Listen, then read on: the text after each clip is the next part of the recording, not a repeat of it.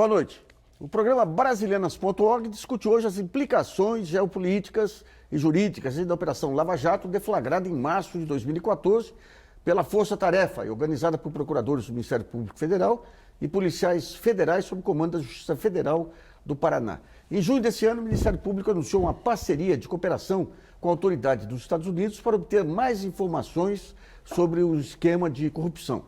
O avanço geral das investigações contra o crime organizado, os tratados de cooperação internacional e a possibilidade de rastrear contas nos paraísos fiscais representam notáveis avanços na luta contra a corrupção.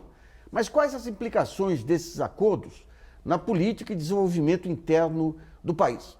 Para responder essa pergunta e analisar a repercussão das operações Mãos Limpas da Itália e Lava Jato do Brasil, contamos com a participação de André Araújo, que é consultor de empresas, o Luiz Guilherme Decário, que é advogado especialista em processo penal, e de nosso estúdio em Brasília, Marcos Leôncio Ribeiro, presidente da Associação Nacional dos Delegados da Polícia Federal. Então, também contamos com a colaboração do jornalista Nelson Lim para selecionar perguntas enviadas pelos internautas. Lembrando que hoje o programa foi gravado e, portanto, as perguntas já encaminhadas e selecionadas através do nosso site www.brasilianas.org. Nesse primeiro bloco, vamos discutir esse conceito de cooperação internacional e combate a crimes e as formas como essas cooperações se dão. Eu vou começar lá em Brasília com o delegado Marcos Leôncio Ribeiro. Delegado, como é que se processam essas cooperações aí entre Brasil e outros países contra as organizações criminosas de uma maneira geral? Boa noite, Nassif. Em geral, nós temos que separar a chamada cooperação jurídica, né, e a chamada cooperação policial. A cooperação policial, ela se faz de uma forma mais direta, ela é muito mais pragmática e ela é muito mais objetiva. A cooperação jurídica, essa sim, requer algumas formalidades, alguns requisitos e principalmente é fundada em acordos, em tratados internacionais firmados entre os países signatários e chancelado pelos respectivos poderes legislativos, né? Nós avançamos bastante nessa área. No passado, nós tínhamos um sistema de cooperação internacional extremamente burocrático, né? Quem não se lembra das famosas cartas rogatórias, né? Há uma grande dificuldade no encaminhamento, uma burocracia na tradução, no encaminhamento de documentos, e com o passar do tempo, os países foram se desenvolvendo nessa cooperação e hoje é cada vez mais usual e prático a utilização dos chamados auxílios diretos, onde ministérios públicos de vários países cooperam entre si, órgãos policiais e o próprio Poder Judiciário. Então, nós estamos avançando bastante nessa área e uma das grandes novidades, com certeza, é o chamado auxílio direto. Ô, Decário, só para entender um pouquinho, a cooperação jurídica aí, no caso, para que é? Para uniformizar a tipificação dos crimes? É para isso?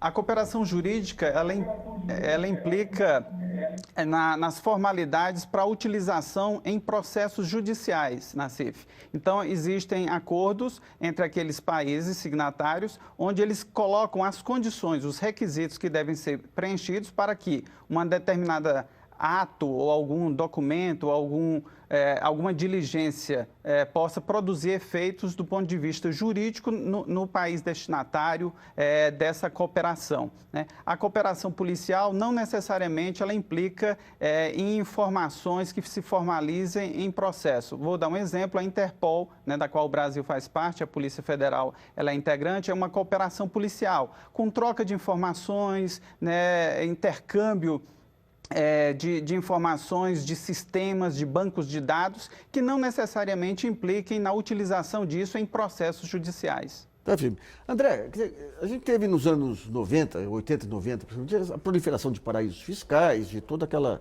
parafernália de esquentamento de dinheiro e tudo. Hoje, com essas cooperações, como é que você vê o quadro jurídico internacional e os fluxos de capitais?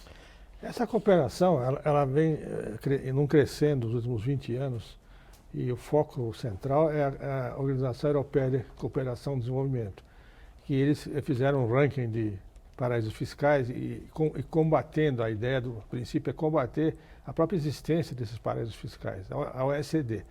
Então, foi se fechando o cerco aos paraísos fiscais no mundo inteiro. Nos paraísos fiscais das Américas já havia esse cerco do Tesouro americano, em relação ao Caribe, por exemplo. O Tesouro Americano monitora todas as transações financeiras no Caribe. Não existe mais nenhum território livre lá, ainda está um pouco livre o Panamá.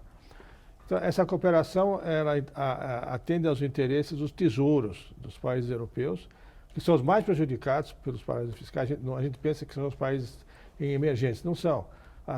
O dinheiro grosso dos paraísos fiscais são de franceses, italianos e alemães, e esses países, para aumentar a sua arrecadação, então estão combinando e praticamente extinguir esses paraísos.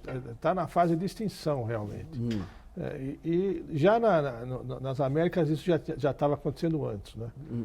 Então a cooperação é mais de natureza fiscal, né? Não está se procurando tanto crime nisso, e sim a melhorar a receita fiscal dos países, né? Então, assim, Decaro, como é que você vê esses acordos aí e de que maneira que eles têm sido implementados aí no dia a dia dos processos penais aí? Na verdade, os acordos internacionais, eles são firmados pelo Poder Executivo, né, com o auxílio do Departamento de Cooperação de Ativos, que está em Brasília e pertence ao Ministério da Justiça. E esses acordos, eles, na verdade, são firmados para viabilizar, principalmente, a questão do auxílio direto, que é uma forma célere de prestar um auxílio. Aliás, que é uma forma célere de cooperar entre os países, ao contrário da carta rogatória, que, por tramitar pela via da diplomacia, acarreta uma demora que hoje não acontece no auxílio direto. No entanto, é importante que se diga que a cooperação, muito embora ela seja eficaz, ela seja importante no combate à criminalidade transnacional, é importantíssimo que ela também venha acompanhada dos direitos e garantias fundamentais dos afetados por essas medidas. Então, por exemplo, quando o Brasil solicita o bloqueio de um bem que está na Suíça, é imprescindível que o afetado, que o acusado, ele tenha primeiro ciência desse pedido de cooperação e também possa contrariar, rebater esse pedido de cooperação. E isso tem sido tratado, isso tem sido veiculado em tratados internacionais, por exemplo, Brasil-Suíça. No caso do Tratado Brasil-Suíça, um dos motivos para que a cooperação não se efetive é se, porventura, houver indícios de que no Estado requerido, seja ele o Brasil ou, aliás, no Estado requerente, seja ele o Brasil ou seja ele a Suíça, o processo originário, o processo em que a cooperação está se dando, ele não tenha respeitado os direitos e garantias fundamentais. E isso é muito importante, é um avanço. Tá? Então, eu vejo que... Isso aí na Suíça, que você falou? Não, existe um tratado bilateral firmado entre Brasil e Suíça que viabiliza a cooperação internacional entre os dois países. Nesse tratado são delimitadas regras que devem ser observadas no cumprimento da cooperação. E uma dessas regras é tanto o Brasil quanto a Suíça não vai cumprir a cooperação, não vai cumprir o pedido, se no Estado requerente, no processo não estiverem sendo respeitados os direitos e garantias fundamentais. O direito ao contraditório, por exemplo, julgamento in absentia quando a pessoa não foi citada, dentre outras tantas questões que são importantes e caras à garantia do cidadão. E com os Estados Unidos, como é que funciona? Bom, com os Estados Unidos a questão já é um pouco delicada, porque o auxílio direto, ele, nas formas como estão delineadas no Tratado Internacional, ele não prestigia a paridade de armas, porque apenas o Ministério Público e a autoridade policial e os juízes é quem podem se valer desse instrumento para requerer a produção de provas, para requerer quebra de sigilo bancário, fiscal, bloqueio de bens. Se a defesa quiser obter provas, ouvir uma testemunha, por exemplo, nos Estados Unidos, por meio do auxílio direto, ela não pode. E quando for a mão invertida, quando a informação for daqui para lá, lá se observam essas prerrogativas dos direitos constitucionais, não? Sim, na verdade, sim, eles observam, mas tem uma questão. Quando eles não permitem que a defesa se valha do auxílio direto, na verdade, você está tendo uma quebra do princípio da paridade de armas. É importante que tanto a acusação quanto a defesa disponham dos mesmos recursos para poder fazer valer sua pretensão. No caso da acusação, provar o crime e a da defesa provar sua inocência. O que acontece hoje, na prática, é que, como forma de se como forma de fazer valer o direito de defesa, a defesa acaba tendo que pedir para o juiz brasileiro fazer essa requisição lá nos Estados Unidos. Então, para as autoridades americanas, é como se o juiz estivesse pedindo, quando na prática é o advogado que está pedindo, é a defesa que está pedindo. Faz diferença na hora de receber as informações? Sim, porque é muito mais rápido por auxílio direto. Tá. Só que o problema é que a defesa, quando ela tem que se valer de um juiz como intermediário, ela nem sempre vai ter... a defesa vai depender de o juiz autorizar isso. Nem sempre isso acontece. Então, quando isso não acontecer, a defesa vai ficar alijada. Ela não vai conseguir produzir uma prova por meio do auxílio direto. Ela vai ter que recorrer ao quê? À carta rogatória, que é um instrumento antigo, lento e que muitas vezes acaba trazendo transtornos inestimáveis para a defesa. Por exemplo, existe no Código de Processo Penal, no artigo 222, uma previsão de que o juiz poderá julgar o processo, sentenciar o feito, mesmo que a carta rogatória não tiver retornado do cumprimento. Então, por exemplo, nesse caso, como a carta rogatória demora mais que o auxílio direto, imagine a seguinte hipótese. O Ministério Público pede por auxílio direto a produção de uma prova. Ela vem e chega rápido. A defesa pede a mesma prova, aliás, pede a oitiva de uma outra testemunha. E demora. Entendi. Aí o juiz vai e julga sem a prova da defesa. Quer dizer, a paridade de armas aí foi completamente abalada. Eu vou mostrar o delegado Marcos Leôncio. Delegado, essa cooperação internacional, com o FBI inclusive, o que trouxe de ganhos tecnológicos, operacionais para a Polícia Federal? E ela se dá exclusivamente na área de narcotráfico e crimes ou de uma maneira geral para toda sorte de crimes aí? Nassif, na realidade nós podemos dizer que a Polícia Federal ela passou por gerações de leis e de momentos da cooperação internacional. Inicialmente, era muito forte a cooperação da Polícia Federal com os órgãos policiais americanos na questão do narcotráfico. Era uma cooperação principalmente com DEA. Boa parte da doutrina policial da Polícia Federal foi inspirada e teve técnicas de investigação que foram, de certa forma, tiveram como fonte um modelo americano. Mas com o passar do tempo, nós tivemos a evolução, tivemos novas convenções internacionais, tratados internacionais, como a Convenção de Palermo, que fala de crime organizado, a Convenção de Mérida, que fala da questão da corrupção, e a polícia brasileira começou a ter uma cooperação internacional muito mais ampla do que especificamente com os Estados Unidos. Principalmente com a cooperação que nós temos hoje com a Europol, temos a cooperação, inclusive, no continente americano com a Ameripol. Então, o Brasil começou, através da Polícia Federal, a ter várias adjudâncias policiais, tanto no continente americano, europeu, como até mesmo hoje nós temos representações no continente asiático. Então, essa cooperação se ampliou bastante para que a gente saísse daquele primeiro momento do narcotráfico e avançássemos significativamente nas técnicas mais avançadas que existem no mundo em termos de cooperação internacional, com agências do mundo todo, principalmente focado na lavagem de dinheiro e nos chamados crimes transnacionais, e em específico os crimes econômicos financeiros, que dizem, de certa forma, são aqueles crimes que o mundo todo, através de convenções internacionais, se comprometeu, onde quer que ele esteja, ele ser combatido de uma forma global, padrão, uniforme por todos os organismos policiais. O delegado, só para a gente esclarecer aqui uma lenda, ou se é fato, conta-se que na prisão do comendador Arcanjo, no Paraguai, diz que o FBI, através do GPS, tudo, indicou para a Polícia Federal até a sala, o cômodo na casa onde ele estava foragido. É verdade isso? Não, existe muita lenda em relação à presença americana dentro do Brasil. A prisão do comendador Arcanjo ela é até bem mais próxima e já diminuiu bastante a dependência e a cooperação entre Polícia Federal e órgãos policiais.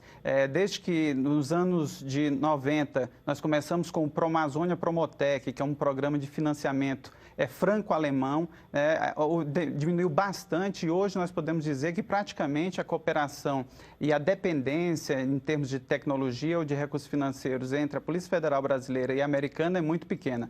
Então hoje nós temos muito mais uma cooperação do ponto de vista técnico, e a realização de nossas atividades hoje não necessitam e não requer esse tipo de necessidade de intervenção americana. E é bom que se diga que isso não ocorre só no Brasil.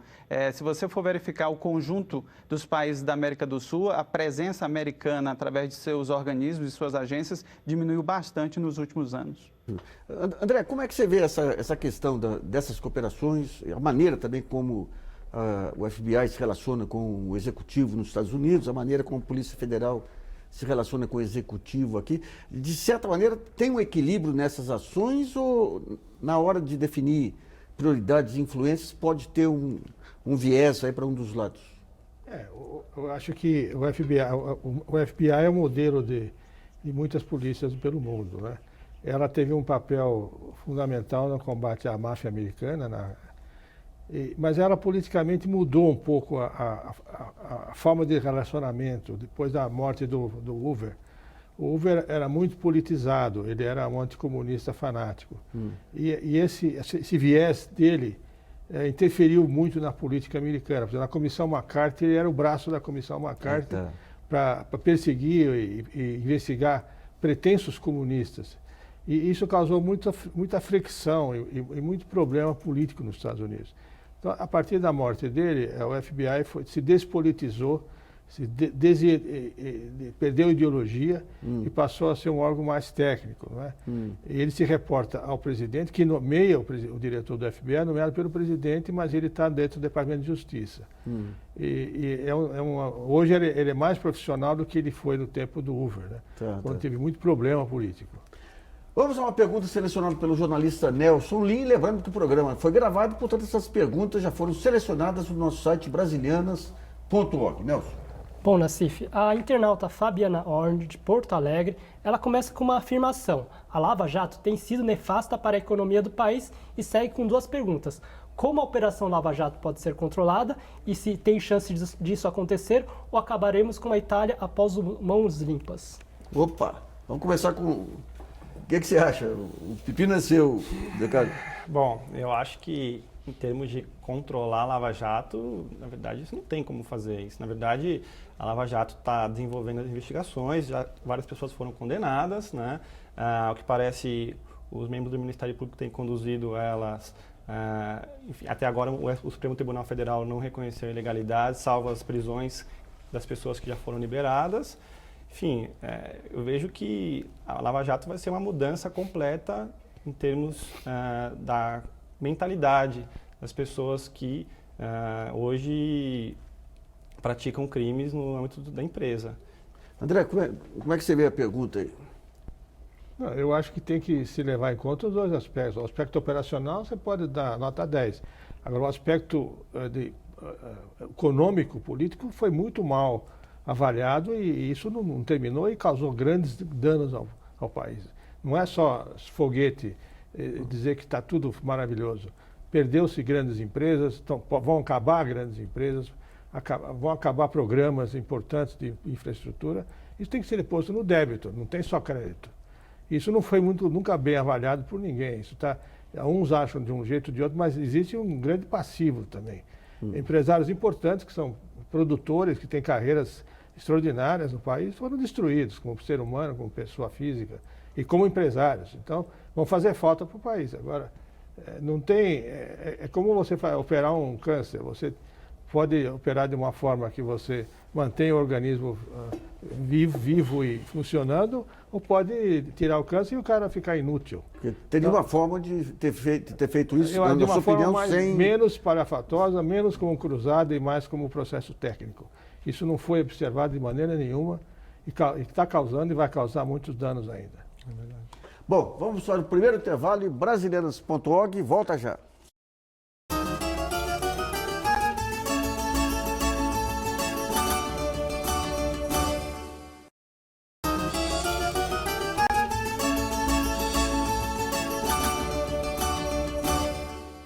Voltamos a apresentar o programa Brasilianas.org, que hoje discute as implicações geopolíticas da Operação Lava Jato. Nesse segundo bloco, vamos discutir as repercussões dessas operações aqui no Brasil, mas especialmente uma questão que chama atenção, eu vou perguntar para o André aí, que é esse processo que envolve a Petrobras nos Estados Unidos e a questão da jurisdição Como é que você vê essa exposição da Petrobras à justiça norte-americana, André? Absurda, porque a Petrobras não é praticante de atos de corrupção, ela é objeto da corrupção.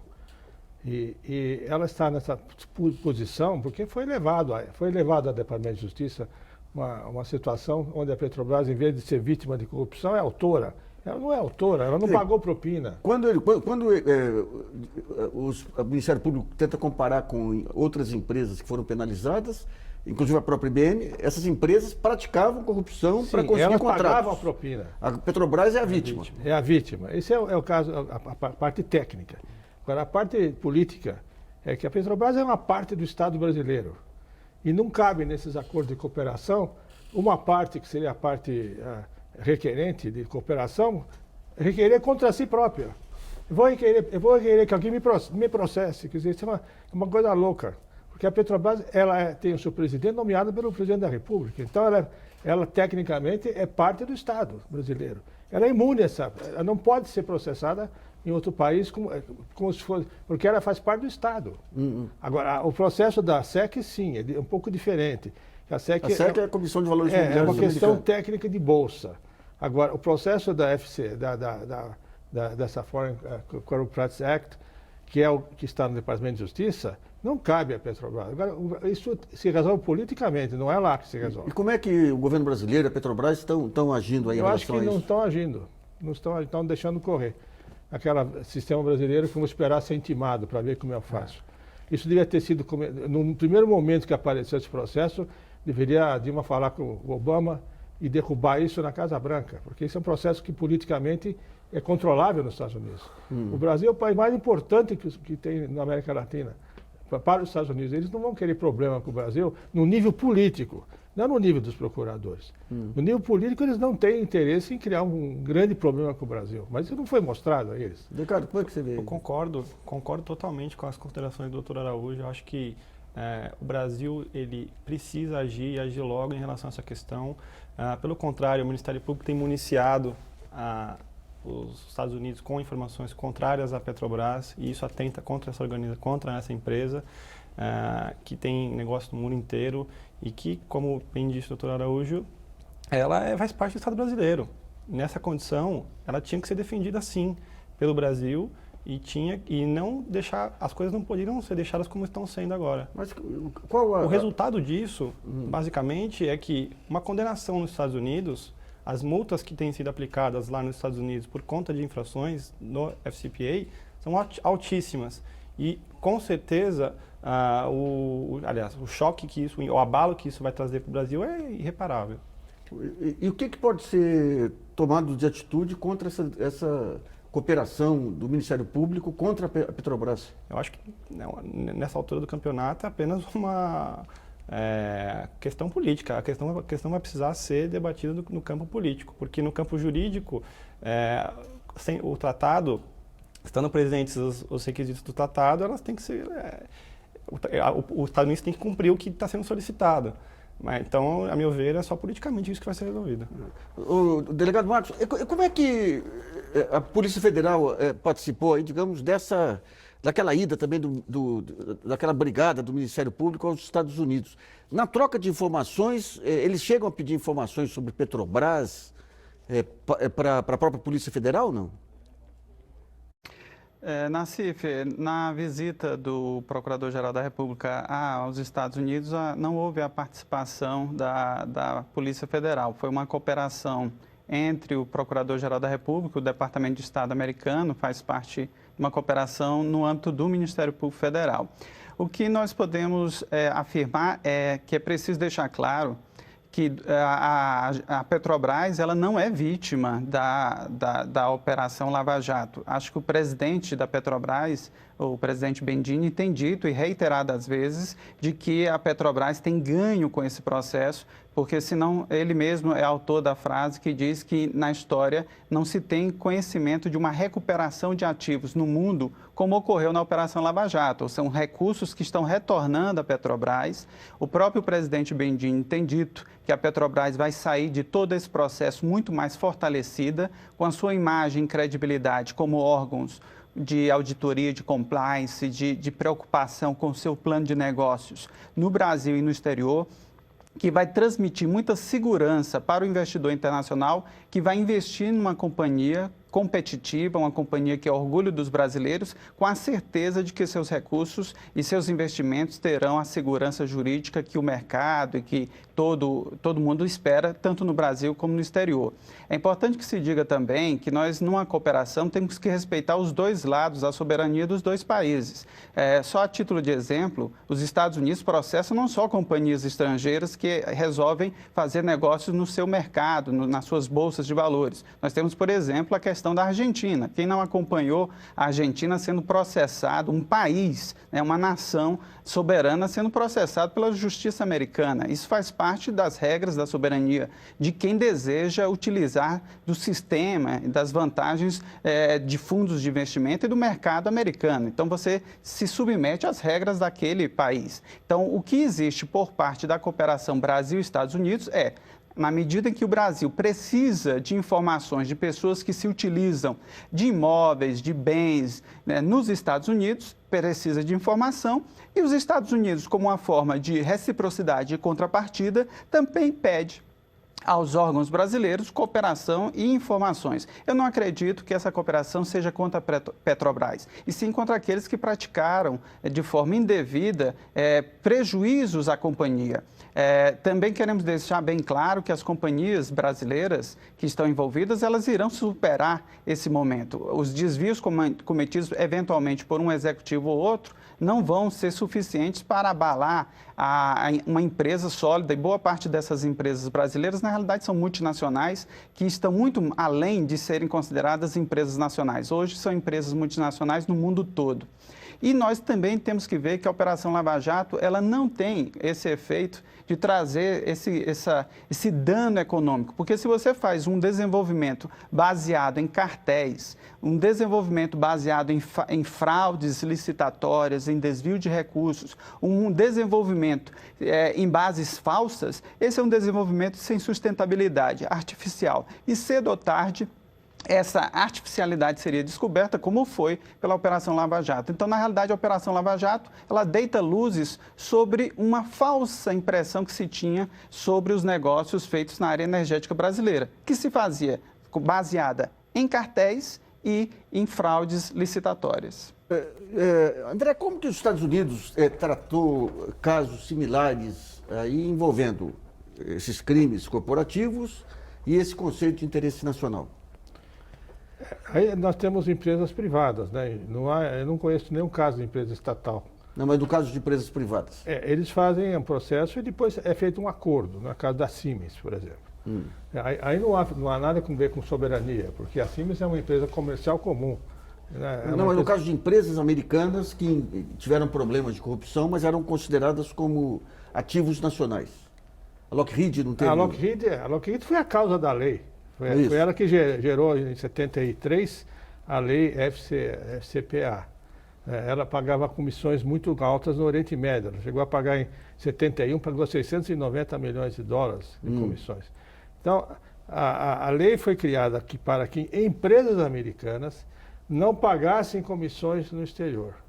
E com isso, essas empresas perderam algum espaço no mercado, e por causa disso, os Estados Unidos, então, entendem que eles têm que eliminar todas as formas de corrupção de empresas europeias, principalmente que pagavam muita comissão na África, no Oriente Médio.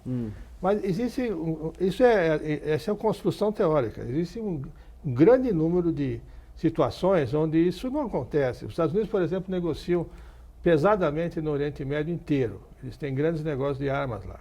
O Pentágono tem uma agência de cooperação de defesa que funciona como uma trading e financiadora de venda de armas. O ano passado foram vendidos 33 bilhões de dólares de armas para o Oriente Médio. O Oriente Médio, como é que funciona? O Oriente Médio é a matriz mundial da corrupção. Como é que funciona isso lá? É evidente que há algum tipo de mecanismo que gera corrupção, e os Estados Unidos fazem de conta que não tem. Eles têm esse discurso moralista, que também é um discurso importante para domínio. Os ingleses no Império Britânico também eles se consideravam mais morais do que os outros emergentes. Então, o moralismo passa a ser uma arma de poder também. Eu sou melhor que você, então eu posso mandar em você. Eu sou mais puro que você é ladrão e eu sou melhor. Então o moralismo também pode ser usado como arma geopolítica. Não é? Quer dizer, eu acho que essa questão da Petrobras, por exemplo, ficar melhor, mas ela está sendo processada. Não é o dirigente que roubou. É a empresa, a pessoa jurídica que está sendo processada e vai ter danos. Não está sendo processado o Paulo Roberto lá, está sendo processado a empresa Petrobras. Então, eles não estão sendo tão bonzinhos assim para ajudar a gente. Porque o dinheiro que vai sair da Petrobras para fazer o acordo lá, que pode ser 2,5, 1,5, mas vai ser acima de 1,5 bilhão de dólares, esse dinheiro sai dos contribuintes brasileiros. Declaro, vamos supor que uma empresa americana tivesse na situação, vamos supor que a Petrobras fosse americana, privada mesmo, e ocorressem esses problemas no Brasil. O governo americano aceitaria a jurisdição brasileira para processar essa empresa, como está sendo feito com a Petrobras hoje, ou essa questão da jurisdição internacional não é bem resolvido nas cortes internacionais? Na verdade, essa questão, para o Brasil poder processar, deveria haver uma lei, deveria, por exemplo, a empresa deveria, de alguma forma, lesionar algum bem do Brasil, da União, exatamente, lesionar algum bem da União para o Brasil ter essa jurisdição. E aí, estaria submetido. Agora, no Brasil não existe o FCPA, o Brasil não tem uma lei que tenha a mesma extensão do FCPA, então não haveria a mesma repercussão que está tendo agora a Petrobras lá. Então, Marcos, essa questão específica aí que foi colocada aí do processo da Petrobras, como é que você encara isso aí? A questão das implicações econômicas aí não tem discussão também. Uma coisa é você prender executivos, obrigar os controladores a vender suas ações e pagar as multas, outra coisa é você investir contra a empresa. Todas elas estão enfraquecidas. Isso aí não dizer que vão ser saudáveis, não vão. Se é merecido ou não, são outros 500, né? Mas essa questão da Petrobras ser processada lá nos Estados Unidos, como é que se dá a cooperação internacional? Você tem um acordo internacional, você tem uma empresa brasileira que está sendo processada pelo Departamento de Justiça e você tem as trocas de informação. Como é que se dá nessa circunstância?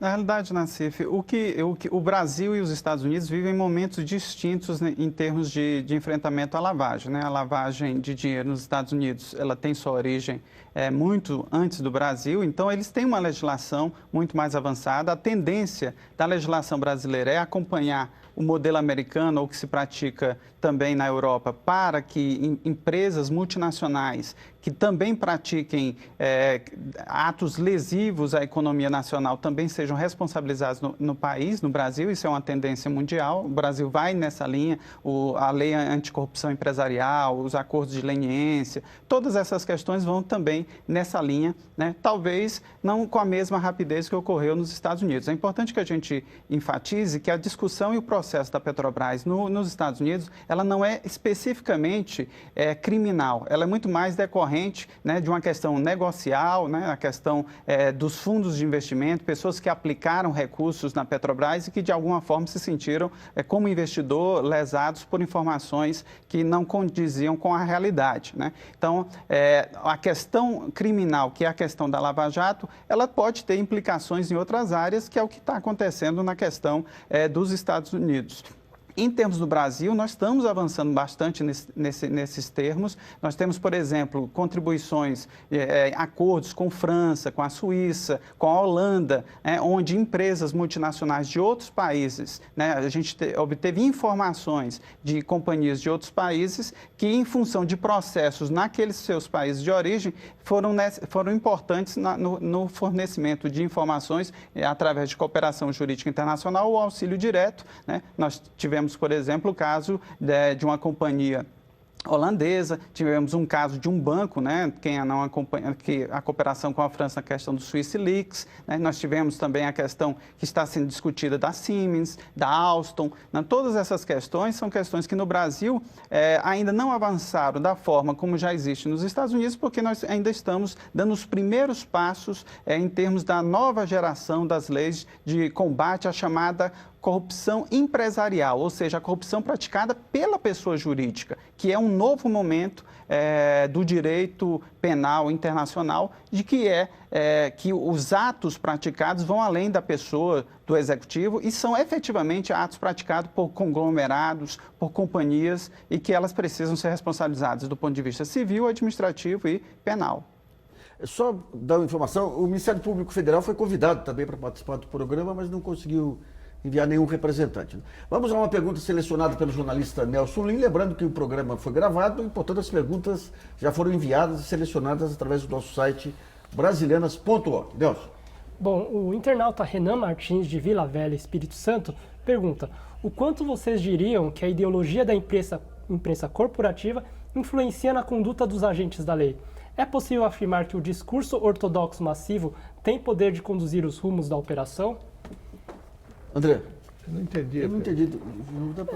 O quanto que a imprensa, o quanto que a cobertura da imprensa influencia nos rumos da Operação Lava Jato? Sim, a imprensa ela faz a repercussão, né, da operação. Essa repercussão, da forma como ela era colocada, ela aprofunda a operação. Né? Ela dá base para a operação e além. Né? A forma como a imprensa tem tratado tem sido bastante ampla. Eu acho que prejudica também as empresas mais ainda do que o processo, porque às vezes a informação é truncada, o processo não se chegou no ponto que a culpa está provada e a empresa já está afetada, porque a empresa é muito sensível a isso. O crédito bancário, por exemplo, das empresas, era afetada por essa divulgação excessiva de notícias. Né? As empresas perdem o crédito, o que está acontecendo nas empreiteiras, não tem mais crédito. Então, essa divulgação, vamos dizer, escandalosa, ela é prejudicial, não há nenhuma dúvida. A gente vai abordar essa questão dos vazamentos no próximo bloco e vamos para o segundo intervalo. Brasilianas.org, volta já.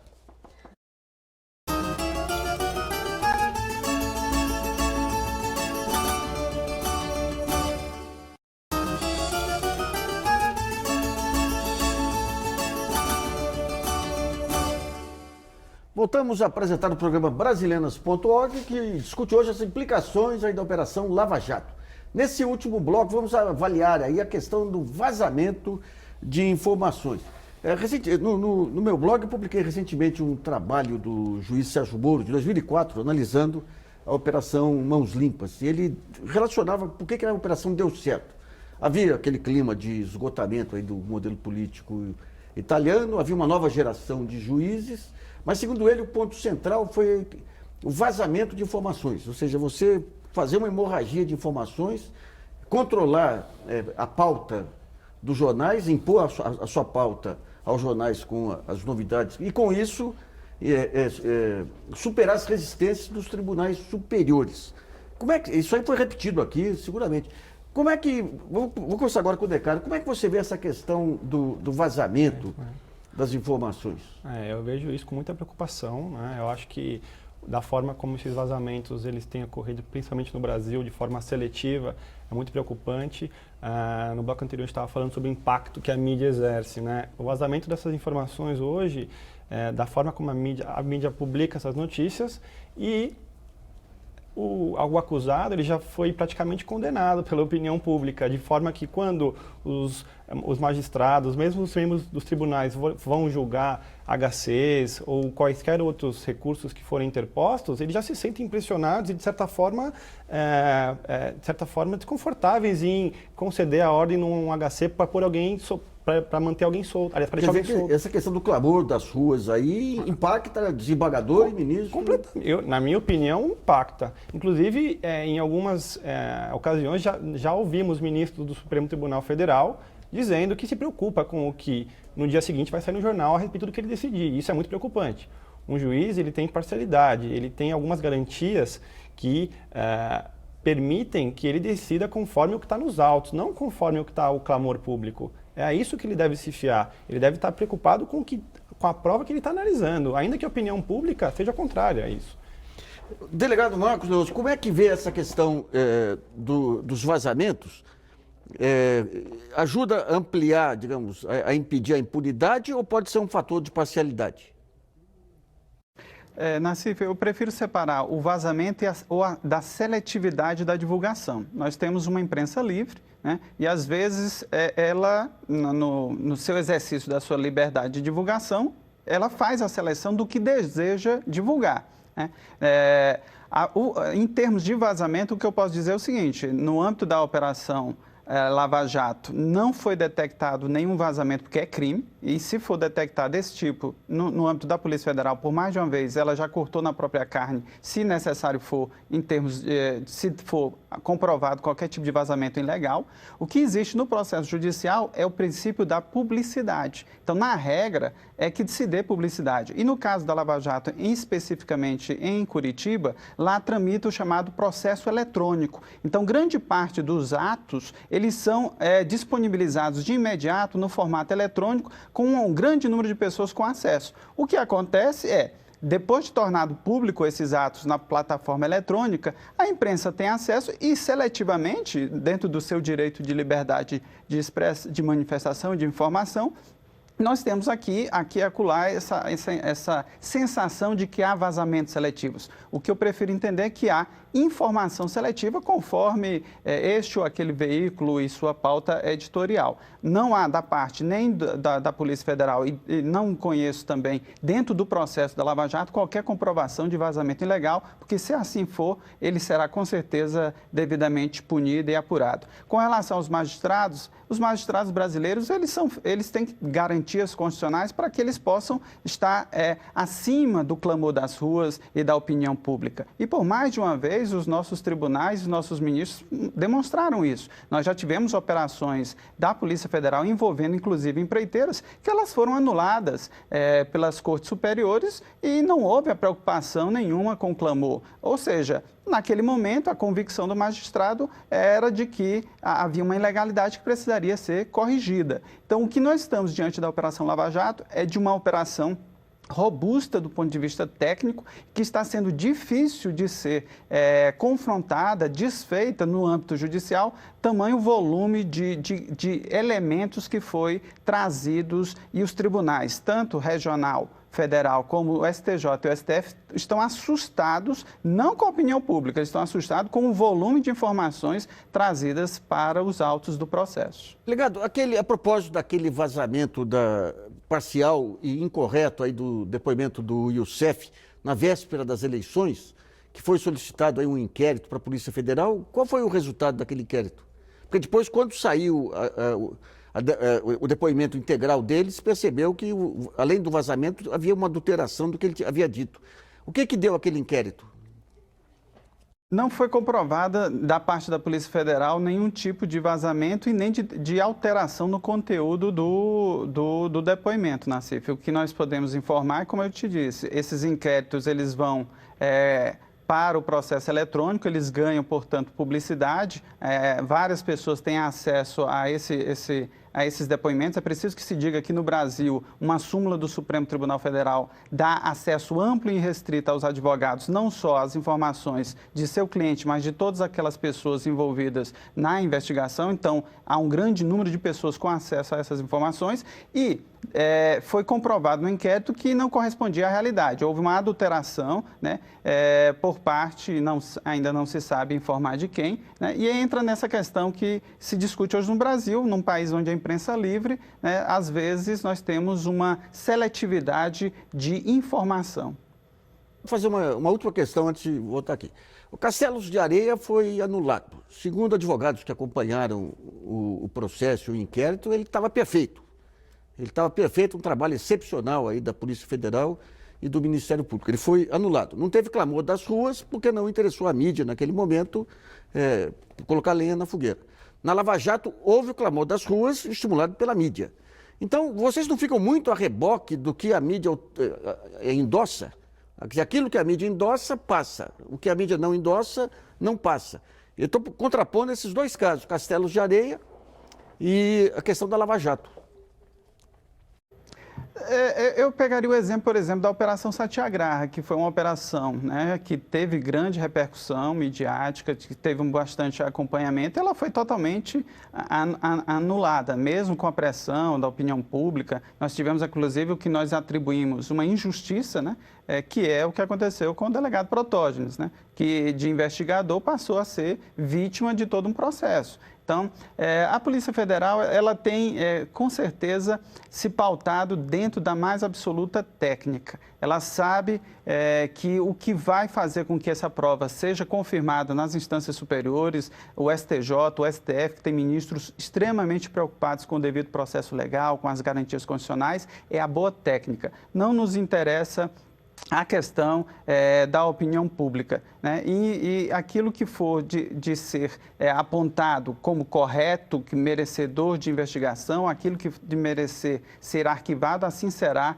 no trabalho que a Polícia Federal irá realizar na CIF. Então, não nos pautamos pela questão da opinião pública. Apenas entendemos que numa democracia, numa república, o dever é o dever da transparência, é o dever de prestar contas, é o dever de publicizar, né, os atos e de acompanhamento, né, da sociedade organizada, da imprensa livre. É assim em qualquer democracia, e o Brasil dá passos significativos no rumo de democracias mais avançadas, no sentido de que nós vamos dar um exemplo para o mundo de que no Brasil malfeitos, inclusive na área empresarial, não serão bem vistos pela sociedade brasileira, e quem quiser vir ao Brasil, fazer investimentos no Brasil, tenderá a entender que essa é uma nação onde as leis devem ser respeitadas e que é uma imprensa livre e instituições republicanas que funcionam como deve ser em qualquer país desenvolvido. Delegado,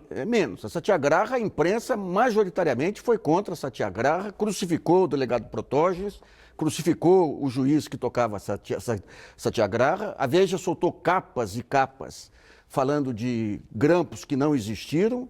A Satyagraha foi soterrada com a atuação da imprensa. E depois nós tivemos aquela outra operação com o Carlinhos Cachoeira, que mostrava claramente ligações entre a imprensa e Carlinhos Cachoeira, que não resultou em nada também. Então, é o seguinte, o Brasil, ele é um país hoje civilizado, tem uma metade que é civilizada, tem outra que ainda falta avançar. André, como é que você vê essa questão do clamor das ruas e essa questão da catalisação da informação também, que faz perder para um lado só? Eu tenho uma visão um pouco distinta dessa, porque eu acho que você escrachar os males do país não melhora o país lá fora. O país tem uma imagem, essa imagem tem um valor enorme, a imagem de país. O Brasil é um país que tem uma corrupção muito menor do que a América Hispânica. Nós tivemos 10 presidentes na República Velha, não teve um caso desses presidentes com acusação de corrupção. 10. Getúlio deixou um apartamento com 3 quartos só, já tinha antes de ser presidente. Os presidentes militares, os 5, ficaram absolutamente iguais de como entraram. Então, os outros países da América Latina não são assim. Os presidentes mexicanos saem com 2, 3, 4 bilhões de dólares, cada um. E aceito, faz parte do jogo do PRI, do antigo PRI. Miguel Alemão saiu com 3 bilhões de dólares.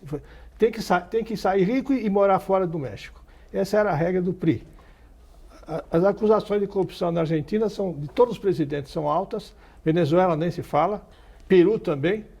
E o Brasil não teve um ou dois casos em 150 anos.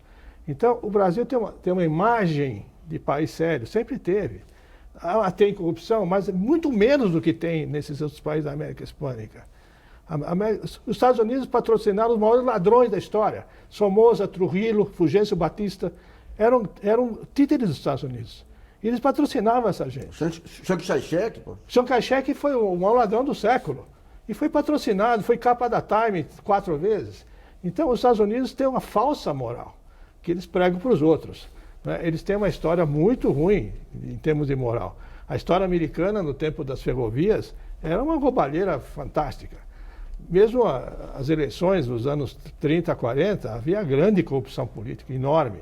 A família Daley em Chicago está lá 5 gerações. A mesma família, a mesma máquina política corrupta de Chicago é a mesma família até hoje.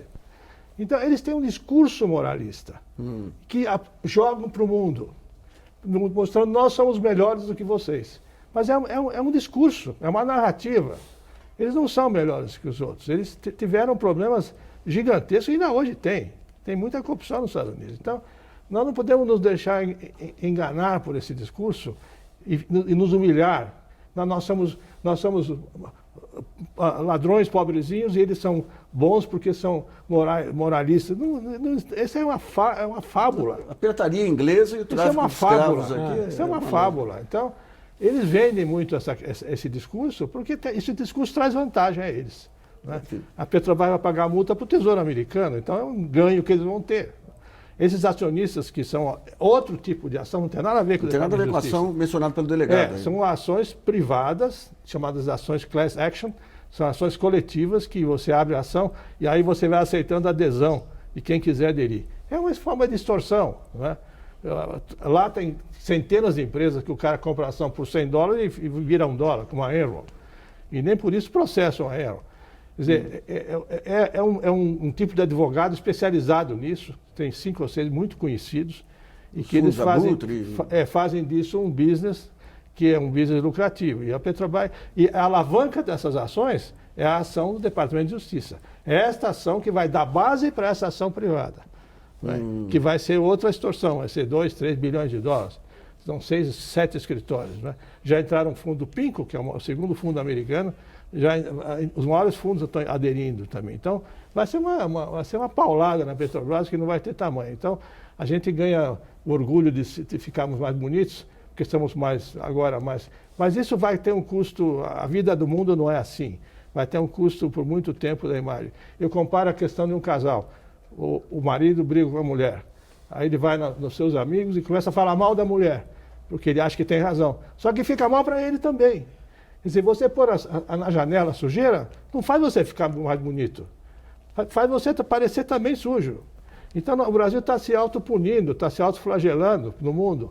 Um país que tem uma imagem muito simpática, muito bonita, hoje está uma imagem africana, estamos virando um país de bandidos. Então, isso tem um preço, e esse preço vai ser alto. Esse investidor novo não vai vir aqui tão cedo. Tem empreiteiras à venda aí, quase de graça, nenhuma empreiteira americana quer comprar, porque eles não sabem ainda que... Não é que fica bonito porque agora punimos todo mundo. Não, a contaminação é de vírus. O país está sendo visto como um país cheio de vírus, de corrupção. Isso vai levar 2 gerações para limpar.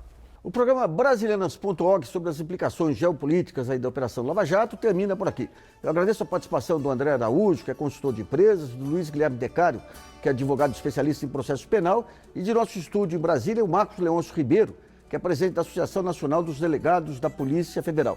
E também agradeço a colaboração do jornalista Nelson Lee e de você aí de casa que nos acompanhou em mais essa edição. E lembre, você pode continuar colaborando, enviando sugestões, textos e vídeos para o portal brasilianas.org. Esse espaço aqui também é seu. Voltamos na próxima segunda-feira. Até lá.